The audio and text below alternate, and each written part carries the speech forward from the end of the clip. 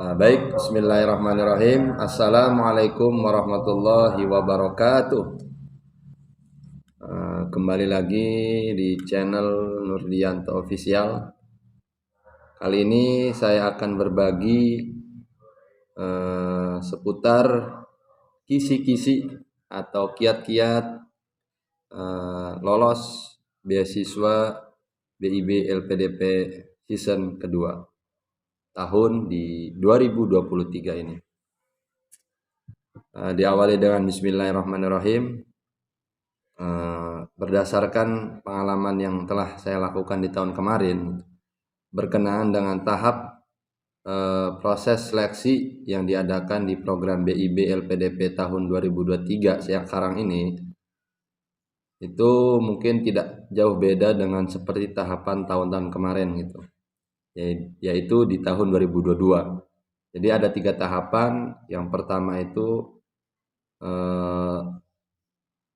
seleksi administrasi, ya, berkas-berkas semua kita. Kemudian yang kedua yaitu TBS, tes bakat skolastik, dan yang ketiga adalah tes wawancara. Nah, jadi di tes wawancara inilah penentuan teman-teman semuanya bisa melanjutkan atau tidaknya, bisa lolos atau tidaknya di program beasiswa ini. Disinilah ditentukannya, yaitu di tes wawancara. Nah, kali ini saya akan berbagi seputar pengalaman dan kisi-kisi apa aja sih yang ditanya oleh pewawancara kepada kita selaku peserta gitu kan. Selaku peserta ketika kita dihadapkan dengan persoalan ataupun pertanyaan-pertanyaan diajukan oleh pewawancara gitu. Nah, yang pertama, langkah pertama ya, ini berdasarkan saya ngambil dari referensi channel YouTube-nya Pak Syarif dan dikolaborasikan dengan berdasarkan hasil wawancara saya tahun kemarin gitu. Jadi ada beberapa pertanyaan yang dilontarkan oleh pewawancara ya. Seperti yang pertama, itu pasti yang akan ditanyakan kepada kita selaku peserta itu adalah seputar tentang CV kita, CV kurikulum kita sendiri gitu. Dimulai dari riwayat pendidikan, nah kita lulusan dari mana gitu. Nah, itu akan ditanyakan pertanyaan-pertanyaan seperti itu akan keluar gitu. Kalau misalkan memang itu riwayat pendidikan. Kemudian ada lagi riwayat pekerjaan. Ketika kita kerja di suatu sekolah atau instansi pendidikan, nah itu mungkin kita akan ditanyakan seputar kisi-kisi tersebut. Kemudian publikasi ilmiah, karya-karya kita, penulisan karya ilmiah kita akan ditanyakan itu. Kalau memang di dalam program BIB LPDP season kedua ini adalah membuat namanya protesis ataupun proposal tesis, rancangan karya ilmiah kita. Nah, itu kita buat, nah itu akan ditanyakan kembali oleh pewawancara gitu. Nah, sebagaimana yang telah saya alami di tahun kemarin. Kemudian wawasan seputar akademik. Nah, itu akan pewawancara akan meninjau lebih jauh sejauh mana potensi akademik kita gitu. Potensi akademik kita jika memang kita ingin benar-benar melanjutkan studi kita. Nah, itu kita akan benar-benar ditanya oleh pewawancara seputar potensi akademik kita gitu. Kemudian kenapa sih memilih jurusan itu? Jika memang kita sudah nanti ketika kita sudah dibuka gelombang, sudah memilih jurusan yang kita yakini kita pilih, nah itu ketika nanti sudah melewati 2 tahap seleksi dan lolos di tahap wawancara. Nah, ketika diwawancara akan ditanya, kenapa memilih jurusan itu? Kemudian sumbangsi ataupun urgensi memilih jurusan itu apa gitu. Nah, itu pertanyaan-pertanyaan itu yang harus kita jawab gitu. Jika ditanya kenapa kita memilih jurusan itu, ya kita uraikan sebaik dan sejelas mungkin gitu. Efektif mungkin kita memilih jurusan itu, apa urgensinya, sumbangsi kita apa gitu. Kemudian nanti kita akan ditanyakan seputar strength atau weakness, kekurangan dan kelebihan kita itu akan ditanya. Jika kita mempunyai kelebihan ya kita utarakan. Mempunyai skill ataupun lain sebagainya, mampu bekerja sama secara tim. Nah, itu kita ucapkan gitu. Kemudian kekurangan kita pun kita akan ditanya gitu. Nah, kita ucapkan juga gitu. Cuma kalau berbicara kekurangan itu harus kita minimalisir gitu. Jangan sampai kekurangan ini melebihi daripada strength ataupun kelebihan kita gitu. Jadi harus diminimalisir sebaik mungkin gitu. Kemudian komitmen gitu. Nah, itu kita akan ditanya berkenaan dengan komitmen kita tentang nasionalis. Karena kita ini adalah program beasiswa yang tujuannya muaranya itu adalah kembali lagi kepada manfaat untuk negara kesatuan Republik Indonesia ini. Kita akan ditanya seputar nasionalis. Mungkin bisa jadi ditanya tokoh pendidikan siapa, kemudian orang-orang yang berjasa di negara NKRI ini siapa gitu. Kemudian kontribusi kita yang diberikan kepada negara ini seperti apa. Jika memang dahulu secara fisik ataupun perang katakanlah, maka urgensi kita sekarang demi menyongsong Indonesia menuju emas di tahun 2045 seperti apa gitu. Kontribusi yang telah kita lakukan gitu. Kontribusi apa yang telah kita berikan gitu. Jangan tanya apa yang telah kita dapatkan dari Indonesia, tapi apa yang telah kita berikan kepada negara kita gitu. Nah, itulah pertanyaan seperti akan keluar nanti. Kemudian ada lagi seberapa penting sih manfaat atau studi bagi negara Indonesia gitu. Jadi kita memilih kampus ini, kita memilih jurusan ini, seberapa pentingkah, sejauh mana kontribusinya kepada negara Indonesia ini gitu. Nah, itu akan dikeluarkan, akan ditanyakan oleh pewawancara gitu. Kemudian ada lagi apa yang membedakan. Nah, apa yang membedakan antara kita dengan peserta yang lain sehingga kita layak mendapatkan beasiswa ini. Nah, ini adalah pertanyaan bisa dikatakan menjebak ya. Jadi kalau kita salah dalam menjawab sedikit aja, ada kesalahan, ada kekeliruan bukan kesalahan. Nah, itu pasti pewawancara akan menilai, ternyata akan meninjau, akan menilai ternyata tujuan daripada peserta beasiswa ini ternyata seperti ini. Jadi bertolak belakang dengan tujuan yang diadakan atau diselenggarakan oleh penyelenggara gitu. Jadi setepat mungkin, sebisa mungkin, seefisien mungkin kita menjawab ketika kita ditanya apa yang membedakan kamu dengan peserta yang lain sehingga kamu lolos. Nah, itu kita utarakan, kita angkat marwah kita gitu. Karena kita berhak menerima beasiswa ini, apa yang membedakannya dengan orang lain. Nah, itu kita gali tuh jawaban-jawaban seperti itu. Kemudian kontribusi. Nah, kontribusi dari dulu sampai sekarang apa berkenaan dengan kita mengikuti program beasiswa ini. Jadi kalau ditanya kontribusi, nah berarti apa yang telah kita berikan, apa yang telah kita perjuangkan, apa yang akan kita berikan. Nah, itu harus kita jawab sebisa mungkin, seelok mungkin lah gitu. Karena memang berbicara kontribusi ya banyak kan kontribusi. Jika kita melanjutkan studi kita, berarti kontribusi kita ada dalam hal pendidikan. Jika orang lain berkontribusi secara material, secara ekonomis dan lain sebagainya, bahkan pun tenaga, ya kita secara pikiran, kontribusi kita secara pemikiran melalui lembaga pendidikan.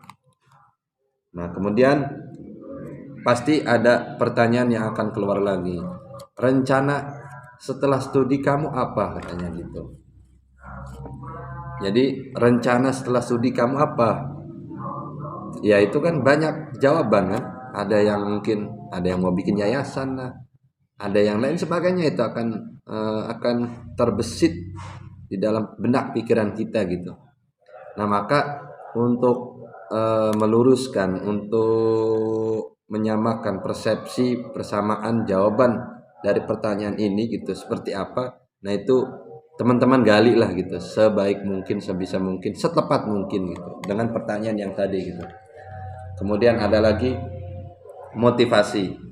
Nah, motivasi kamu apa sih melanjutkan S2? Jika memang kita melanjutkan S2, kalau memang melanjutkan S1, ditanya mungkin S1. Jika melanjutkan S3, ya ditanya tentang S3. Nah, kalau saya dulu itu ditanya seputar motivasi kamu apa sih melanjutkan S2 ini gitu. Ya banyak lah. Saya juga awal-awal menjawab ada yang karena ingin melanjutkan studi saya, kemudian karena ingin eh, untuk menimbulkan rasa penasaran gitu dan lain sebagainya. Itu banyak lah gitu jawaban-jawaban seputar itu yang memang itu biasanya sering keluar ya di tes wawancara gitu. Jadi motivasi kamu apa untuk melanjutkan? Ya motivasi saya ingin melanjutkan studi saya karena saya butuh gitu kan.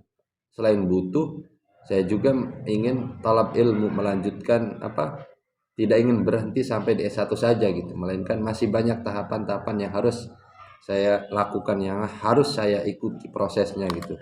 Jadi banyaklah gitu pertanyaan-pertanyaan berkenaan dengan nanti ketika tes wawancara itu demikian gitu. Kemudian nanti akan ditanya lagi sikap nasionalis. Nah itu sikap nasional kita nanti akan ditanyakan. Seperti saya di tahun kemarin itu ditanya berkenaan dengan kejadian bom Bali ya. Saya masih ingat pertanyaan pewawancara itu. Coba kamu kamu jawab dan kamu analisis bagaimana menurut pendapat kamu katanya gitu. Bagaimana sikap kamu terhadap bom Bali yang dulu dilakukan oleh para teroris terdahulu katanya gitu. Nah, karena memang kita ini kan di naungan BIB LPDP ini Kemenag ya. Jadi Kemenag itu menggaungkan moderasi beragama. Nah, maka kita jawab itu jangan fanatik kita. Kita jangan mentang-mentang kita Islam, jangan maksudnya emang sesuai dengan ketentuan hukum yang ada gitu. Jadi jika menyakiti orang lain kan tidak dibenarkan gitu, walaupun beda agama, non muslim katakanlah gitu. Karena di situ ada sifat basyariah, sifat kemanusiaannya gitu. Jadi ya kita tidak boleh lah gitu menyakiti dan lain sebagainya. Itu kita utarakan hal demikian gitu. Bahkan teman saya pun ada yang ditanya seputar tentang azan gitu kan, speaker nah. Di suatu lingkungan misalkan kita penduduk kita ada yang muslim, ada yang non muslim gitu. Nah, ketika azan otomatis kan dengan toa ya, dengan pengeras suara. Nah, itu bagaimana katanya pendapat kamu? Nah, itu hal-hal yang berkenaan lah seputar update sekarang itu pasti akan keluar gitu. Ketika nanti di tes wawancara. Nah, itu beberapa pertanyaan yang dilontarkan kemungkinan akan keluar gitu. Dan saya yakin keluar gitu. Karena memang tidak jauh beda antara wawancara baik di LPDP Kemenag maupun di LPDP Kemenq itu seperti itu. Cuma bedanya kalau memang di Kemenq itu mungkin secara bahasa juga ada bahasa Arab, bahasa Inggris. Di Kemenag pun di program beasiswa Kemenag pun ada gitu. Jadi kalau secara umum gambaran umumnya itu pertanyaan-pertanyaan tadi itu mungkin teman-teman atau akang teteh semuanya pelajari terlebih dahulu lah gitu berkenaan demikian. Adapun untuk bahasa gitu kan, bahasa asing seperti Arab, Inggris, yaitu kita harus imbangi gitu. Jadi ketika pewawancara bertanya dengan demikian ya kita harus jawab. Seperti saya dulu itu tahun kemarin maksudnya ditanya karena memang protes saya itu merujuk kepada kitab Jurmiyah. Nah, saya ditanya berkenaan dengan kitab tersebut. Ya, pokoknya apa yang kita angkat temanya itu pasti akan ditanyakan gitu. Jadi mohonlah dihimbau gitu kan. Seefektif mungkin, sebaik mungkin ketika kita menjawab pertanyaan-pertanyaan dari pewawancara gitu. Kemudian selain daripada tadi referensi yang saya berikan gitu, kemudian ada lagi referensi pertanyaan-pertanyaan yang dilontarkan oleh pewawancara itu saya ngambil dari referensi sahabat channel ilmu ya. Dan kebetulan sangat berkenaan juga dengan di tahun kemarin yang ditanyakan kepada saya gitu. Tidak jauh beda sih seperti pertanyaan-pertanyaan yang tadi gitu kan. Mengapa Anda melanjutkan studi S2 jika memang kita memilih program S2? Kalau memang memilih program S1, mengapa kita memilih melanjutkan program S1? Kemudian mengapa kita memilih program S3? Nah, itu motivasi-motivasi demikian itu mungkin akan ditanyakan gitu ya. Jadi akan ditanyakan oleh pewawancara. Nah, kita jawab secara lugas, tegas lah gitu. Sekalimat tapi kena gitu, ngena, gernya dapat gitu kan. Karena ya profesi yang akan saya ambil gitu menuntut saya untuk melanjutkan S2 gitu. Ya seperti demikian kan, katakanlah pewawancara pun ternyata sudah menerima gitu kan. Karena memang dituntutan strata S2 itu kan kalau memang kita mau ngedosen gitu kan. Nah, minimalnya kan stratanya harus S2 gitu. Ya karena kita tuntutan profesi yang akan saya ambil menuntut saya untuk melanjutkan studi S2 jika memang saya akan melanjutkan S2 gitu.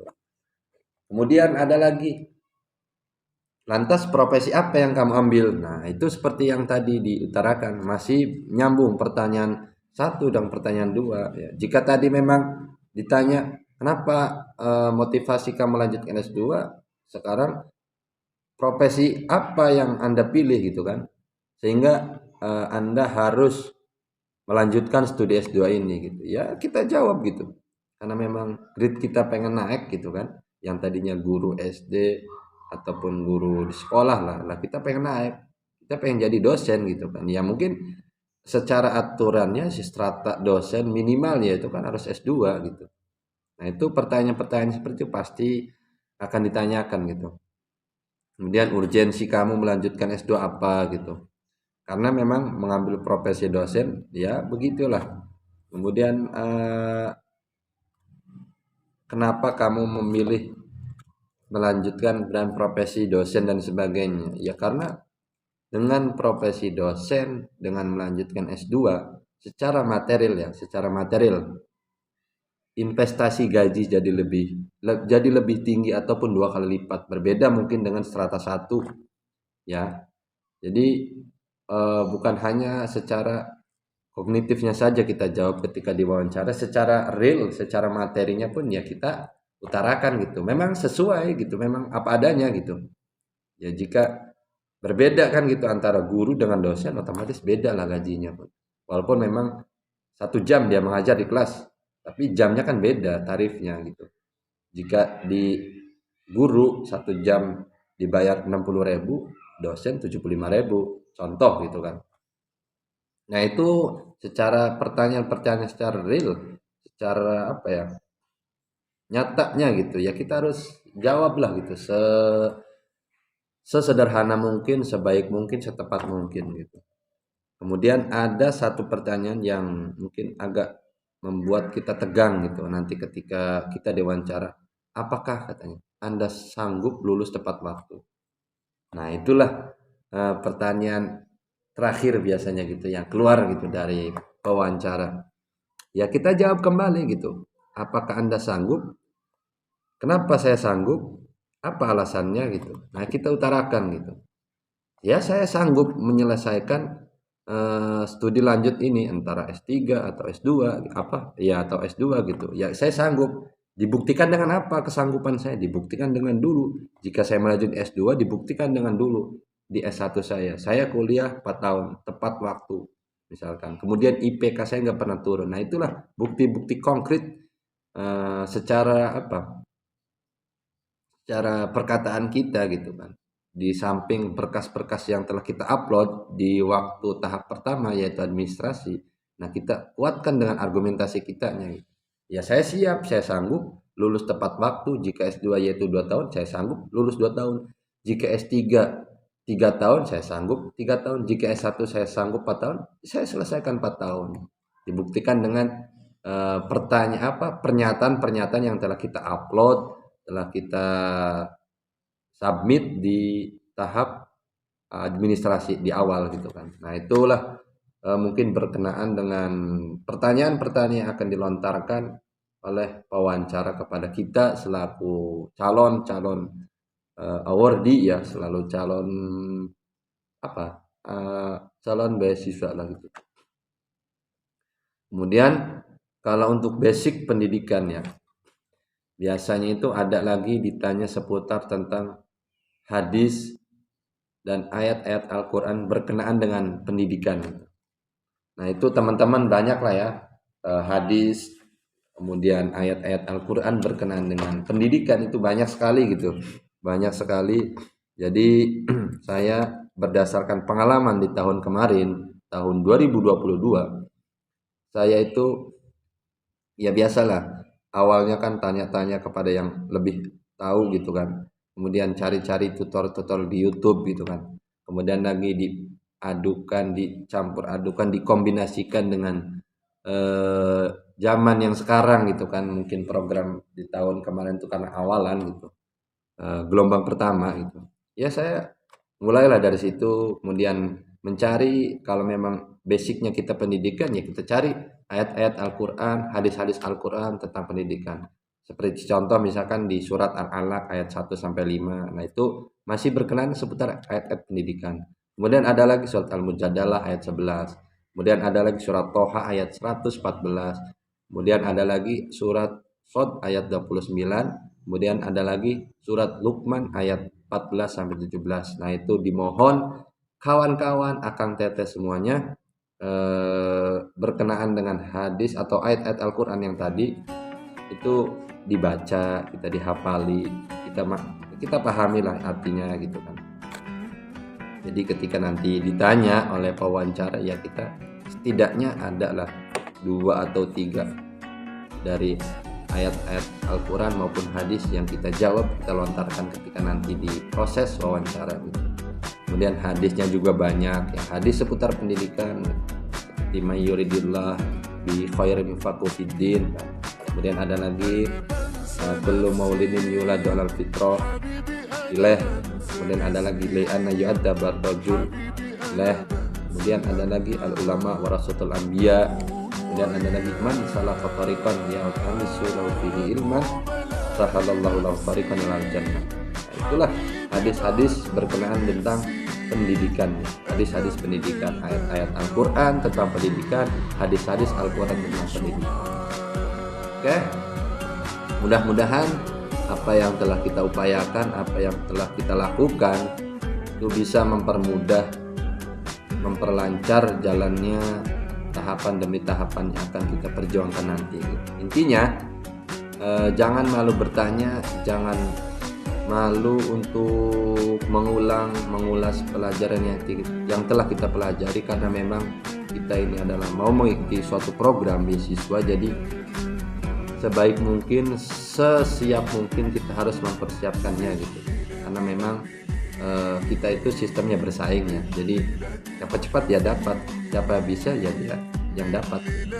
Jadi kita tidak boleh lehoi dan lain sebagainya. Kita harus sigap. Program beasiswa itu harus cekatan, harus mandiri dan lain sebagainya lah. Nah itulah mungkin di tutorial kali ini saya sampaikan seputar kisi-kisi berkenaan tentang lolos wawancara DIB LPDP season kedua di tahun 2023 ini. Oke, thank you for your attention. Thanks for watching. Akhtatim bilhamdalillah. Alhamdulillahirabbil alamin. Assalamualaikum warahmatullahi wabarakatuh.